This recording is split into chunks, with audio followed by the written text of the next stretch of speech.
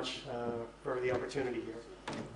Secondly, I'd like to thank David Rosa, because actually it was at one of Yael's events where David Rosa actually spoke for the first time and told us about what he was doing with Kickstarter, that we said, wait a second, this is actually a way that we can make this happen. Now, I don't know how many of you can still get the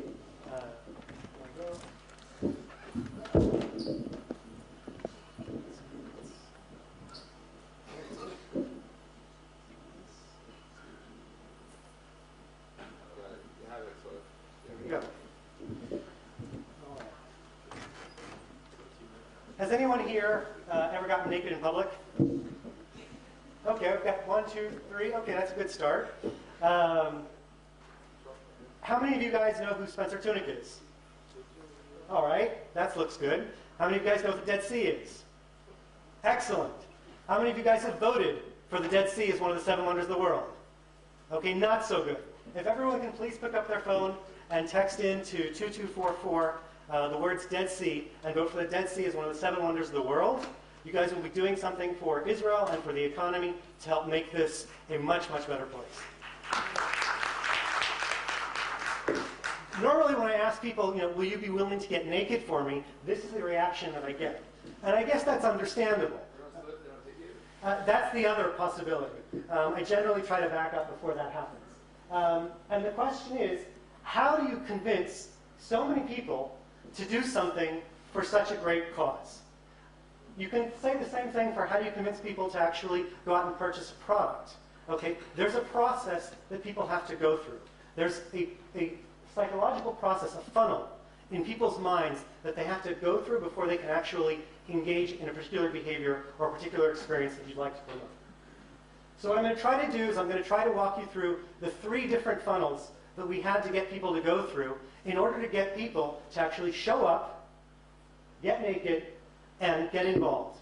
Now, that's the first level, which is just participation. The other part that we have to think about is how are we going to pay for it? Bringing such a large installation and getting such a large installation to happen is no simple task. It's quite complicated. It's far more complicated than we actually anticipated when we started this over 3 years ago. Had I known 3 years ago how difficult this would have been, I don't know. And then the last funnel that we're talking about is how to get people to actually come out and vote.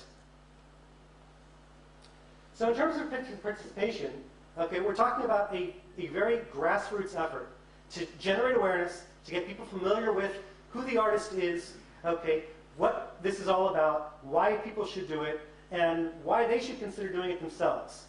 In order to do this, we need to start with a core team. And it couldn't just be anyone. It obviously couldn't be, 70-year-old men. That probably wouldn't be a very attractive team to start with. So we started off with 5 students from the IDC.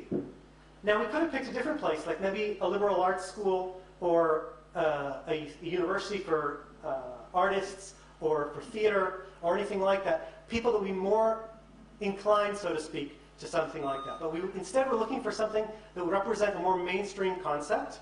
Okay? People that could be just like you and me, who would be going out there and would be on the front lines of getting people involved. These 5 students spent an entire year doing market research to say, hey, would people do it? Would they do it? Would their friends do it? And getting the buzz out onto the web and onto the net. We basically got these people to become educated spokesmen, and we got the media to focus on them as the key drivers behind this campaign. Okay?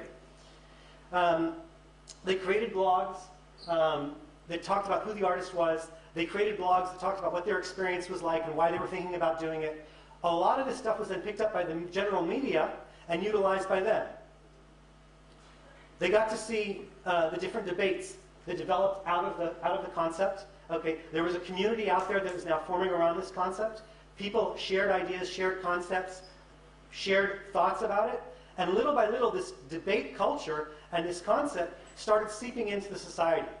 Israel's a very, very small country. Okay, if you don't know the person next to you, okay, the chances are that you've heard of him, or maybe you work with him, or maybe you're still in the army with him.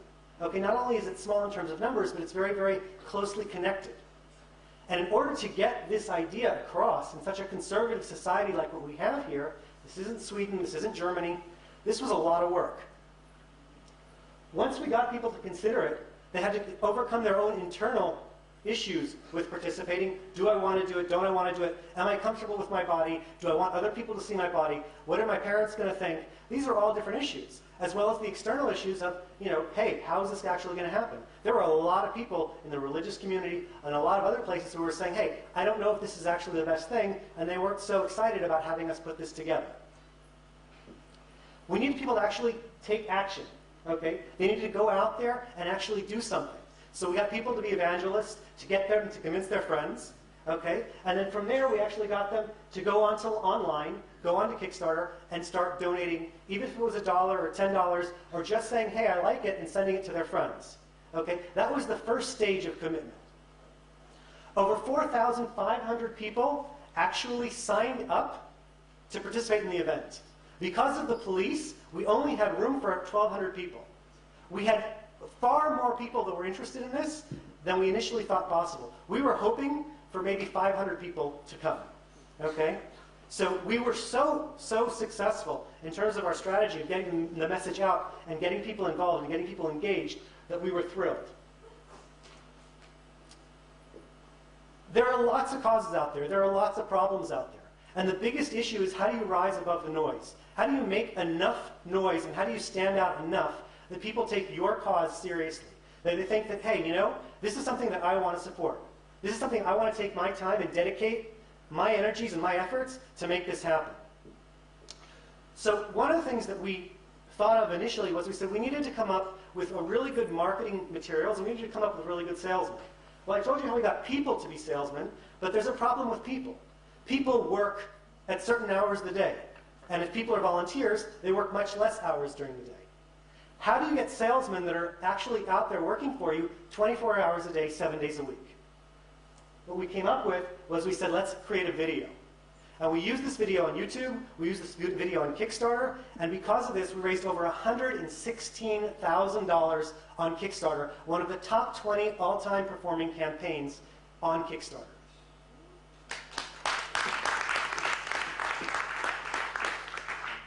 The idea behind the video was everyone could come in, look, and learn a little bit more about the project. You could do it from the convenience of your home. You didn't have to go out and say, am I interested, am I not interested? I can't even tell you how many times this video has been reposted, people reshared it with their friends, passed it along. The performance of this video was off the charts, okay? Hundreds of thousands of views, perhaps even millions of views, just about this project, okay? And each person, when they saw this video, it ended with a call to action. We called on people to either share it or to go out and actually participate, to donate, to do something. And guess what? People actually did. And because of this, people started sharing it with their friends and talking about it more and more and more. We also had another problem that we came up with, was when we built the community, we needed to create a feeling of exclusivity. And the whole Kickstarter campaign of being one of the people who donated, being one of the inside circle, who were then invited to parties that were unique and private, okay? That gave people an incentive to become part of the community. We went out and we had these parties, that we grew them a little bit larger, and every week we had another party at Carlton on the Beach where people actually went skinny dipping.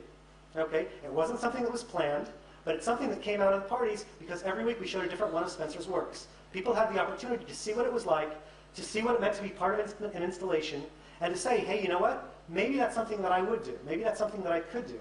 Maybe that's something that I want to do. Now we had another issue. We couldn't get government funding. We couldn't get a museum to sponsor it. This was too hot of a topic. This was something too sensitive here in Israel for any public body to come out publicly for it. Just a couple of minutes. So we actually had to get people to pay to participate on their own, which made it even more difficult. We got people to evangelize, pay to participate, something that was very, very unique. It had never been done on any of Spencer's events anywhere before. We got people to get out, actually vote for the event. We had a tremendous amount of controversy that then fueled the media to actually help participate, help give us more and more traction in the marketplace, and get more and more people involved. As I said, text Dead Sea to 2244. Okay. Thank you all very much for having us here. And let's save the Dead Sea, guys.